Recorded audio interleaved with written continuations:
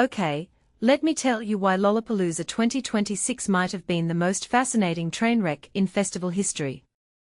Imagine paying hundreds of dollars to stand in ankle-deep mud, shivering under a sky that won't stop dumping rain, while the guy next to you debates whether his Air Jordans are ruined forever. This wasn't just a music festival, it was a psychological endurance test. And yet, somehow, it worked. Let me break down why this disaster might have been the most honest version of Lollapalooza we've ever seen. First off, the rain didn't just change the vibe, it rewrote the entire rulebook. When you're sliding through Grant Park like it's a slip-end slide designed by Poseidon himself, what keeps you there? Is it the music? The FOMO? Or is it just the absurd thrill of surviving a natural disaster with 80,000 of your closest strangers? What struck me was how the weather became this weird equalizer. The influencer with a $3,000 camera rig. Same soaked socks as the college kid who skipped class to camp out front. That moment when the Star Wars theme played at 3 p.m., and half the crowd sprinted into the park like they were racing for the last lifeboat on the Titanic. Pure comedy. But also, kind of tragic. Who were they even running toward? The music? The experience? Or just the chance to say, I was first in a world that's forgotten how to care?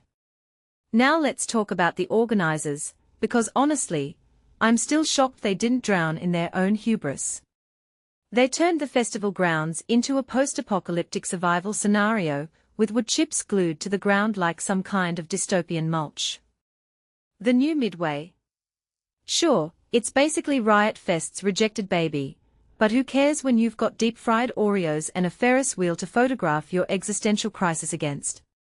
And the booze problem, They finally admitted nobody actually wants to spend $15 on a lukewarm margarita, when they could be buying sunscreen or ice cream. It's like they stumbled into realizing festivals aren't about alcoholism anymore, they're about curated experiences, where you can snack on fried carbs while crying about climate change. But the real story here is the performers. Sebastian Murphy from Viagra Boys calling out the platinum section as 9 rich assholes. That's not just edgy, it's existential warfare.